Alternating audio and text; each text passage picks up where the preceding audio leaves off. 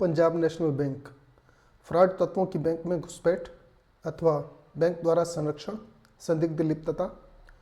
ठोस तथ्यों पर आधारित रिपोर्ट आपके सामने प्रस्तुत है। क्या किसी बैंक की, सार्वजनिक क्षेत्र के बैंक की सीधे तौर पर ऑनलाइन फ्रॉड में संलिप्तता हो सकती है? हम ठोस तथ्यों पर आधारित रिपोर्ट आपके सामने प्रस्तुत कर रहे हैं। इस वीडियो को आप गंभीरता से देखिए। मैं निश्चित रूप से कह सकता हूं कि प्रस्तुत तथ्य आपके होश उड़ाने के लिए पर्याप्त होंगे। आर्थिक एवं साइबर सुरक्षा के साथ खिलवाड़। आपको ठोस तथ्यों के आधार पर हम दिखा रहे हैं कि बैंकिंग माफिया न केवल ग्राहकों की साइबर सुरक्षा, आर्थिक, निजी एवं सामाजिक सुरक्षा के साथ खिलवाड़ कर रहा है, बल्कि ऑनलाइन बैंकिंग फ्रॉड करने वाले तत्व या तो बैंकों में घुसपैठ कर चुके हैं, अथवा बैंक उन्हें संरक्षण प्रदान कर रहा है, अथवा बैंक ऐसे तत्वों के साथ लिप्त है। नेट बैंकिंग के माध्यम से राशि के हस्तांतरण का रिकॉर्ड किया गया स्क्रीनशॉट आपके सामने है। यह ट्रांजैक्शन करते समय बैंक के द्वारा ट्रांजैक्शन पासवर्ड तथा ओटीपी के अतिरिक्त दो अन्य प्रश्न पूछे गए थे। एक, आपके बाल्यकाल में आप किस नौकरी का स्वप्न देखते थे? दो, आपकी पहली नौकरी किस नगर में थी? इन प्रश्नों के उत्तर देने के बाद ही राशि हस्तांतरण सफल हो सकेगी। एक सामान्य व्यक्ति ऑनलाइन लेन देन करते समय ऐसे प्रश्नों को देखकर उत्साहित हो उठेगा, आहा, पंजाब नेशनल बैंक ने तो अत्यंत कड़ी सुरक्षा व्यवस्था कर दी है।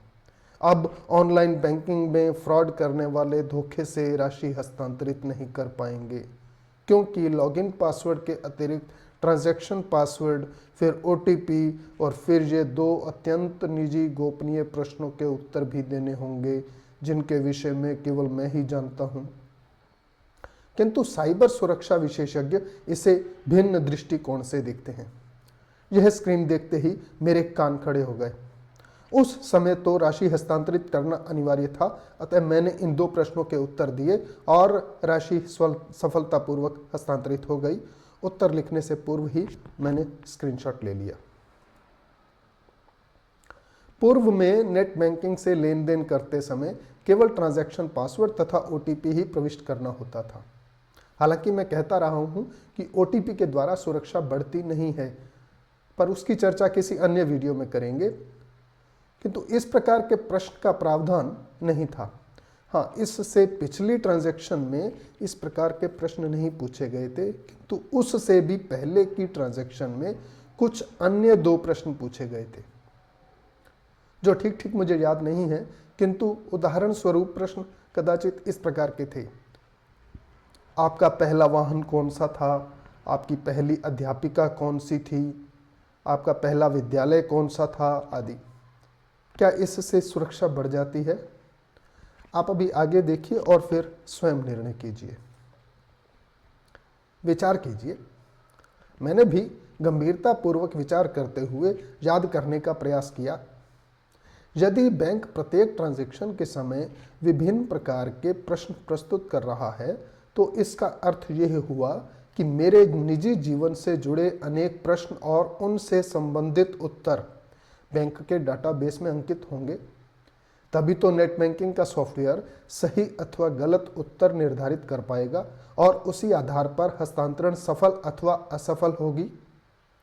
इसका अर्थ यह हुआ कि कभी न कभी मेरे द्वारा ऐसे कुछ प्रश्न तथा उनसे संबंधित उत्तर मेरे द्वारा नेट बैंकिंग प्रोफाइल में अंकित किए गए होंगे।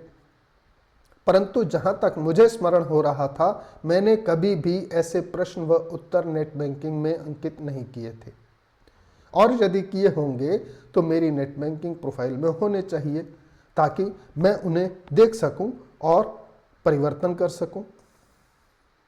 अब मैंने छानबीन आरंभ की और नेट बैंकिंग में एक मेनू विकल्प दिखाई दिया, एनरोल फॉर चैलेंज, अर्थात चुनौती के लिए नामांकित करें। अर्थात इस पर क्लिक करने के उपरांत नेट बैंकिंग से हस्तांतरण करते समय चुनौतीपूर्ण प्रश्न प्रस्तुत किए जाएंगे। अब मुझे भली प्रकार स्मरण हो आया कि मैंने कभी भी एनरोल फॉर चैलेंज नहीं किया। न ही निजी प्रश्न व संबंधित उत्तर अंकित किए। सामान्य ग्राहक तो समझ ही नहीं पाएगा कि यह एनरोल फॉर चैलेंज आखिर है क्या।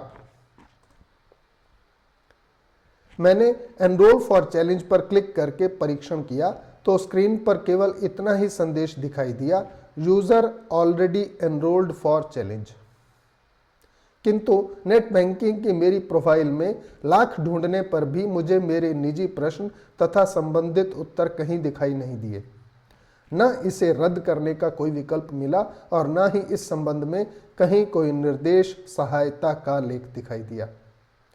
इसका अभिप्राय यह है कि संदिग्ध रूप से स्वयं बैंक के द्वारा ग्राहक की जानकारी के बिना एनरोल फॉर चैलेंज सक्रिय किया गया तथा विभिन्न प्रश्न जो प्रस्तुत किए गए ट्रांजैक्शन के समय वास्तव में उनके उत्तर एकत्र किए जा रहे थे। उन प्रश्नों तथा संबंधित उत्तर की सूची उन्हें देखने, परिवर्तित करने अथवा संशोधित करने का विकल्प उपस्थित नहीं था। एनरोल फॉर चैलेंज को रद्द करने का विकल्प उपस्थित नहीं था। मेरे संदेह की पुष्टि होना बाकी था। मैंने बैंक को तुरंत शिकायत की और तदुपरांत शाखा प्रबंधक द्वारा मुझे फोन किए जाने पर उन्हें इससे अवगत कराया। मैंने कब एनरोल फॉर चैलेंज किया तथा कौन कौन से प्रश्न व उत्तर अंकित किए, बैंक उनकी सूची प्रस्तुत करे, साक्ष्य प्रस्तुत करे। इस संबंध में बैंक के साथ लिखित ईमेल पत्र व्यवहार भी हुआ है।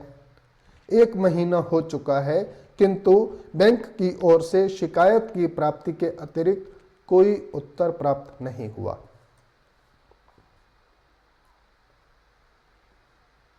एक महीने तक अनेक ईमेल भेजी गई किंतु बैंक की ओर से कोई उत्तर नहीं। प्रधान नोडल अधिकारी की ओर से भी कोई उत्तर नहीं।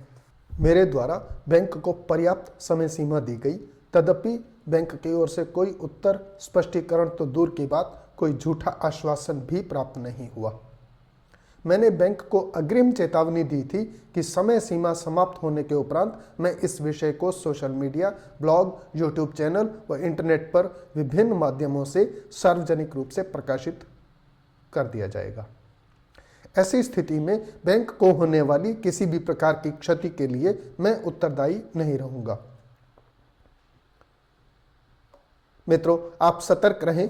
नेट बैंकिंग अथवा किसी भी website, online marketplace, social media website आदि के खातों की सुरक्षा के विषय में सतर्क रहें। कहीं भी सुरक्षा की आड़ में इस प्रकार के निजी प्रश्न पूछे जाते हैं तो भूल कर भी अंकित ना करें। वास्तव में ऐसे निजी प्रश्नों व उत्तर के माध्यम से धीरे धीरे आपकी गोपनीय जानकारियां सार्वजनिक हो जाती हैं और आपको पता ही नहीं चलता कि कब कैसे आपकी निजी जानकारियां अब निजी नहीं रही। आपकी निजी जानकारियां फ्रॉड तत्वों के हाथ लग चुकी होंगी और आप कभी भी किसी फ्रॉड अथवा अपराध के शिकार हो सकते हैं।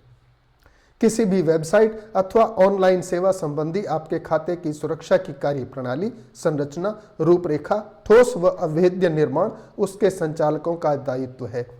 यदि उसकी सुरक्षा उपयोक्ता की निजी जानकारियों पर निर्भर है तो यह केवल उपभोक्ता के साथ छल है।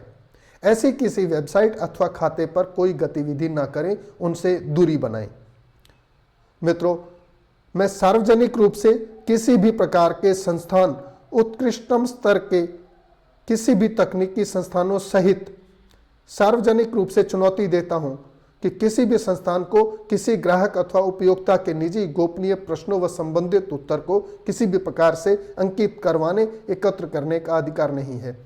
इससे सुरक्षा कड़ी नहीं बल्कि दुर्बल हो जाती है। आप भी सतर्क रहें। यदि आपके किसी ऑनलाइन खाते में आपके निजी प्रश्नों को पूछा जाता है, कदापि अंकित ना करें। मित्रों, हमारे चैनल के साथ जुड़े रहें। ऑनलाइन बैंकिंग तथा साइबर सुरक्षा के संबंध में बहुत से वीडियो समय समय पर प्रकाशित होते रहेंगे। आपके समय के लिए धन्यवाद। जय हिंद।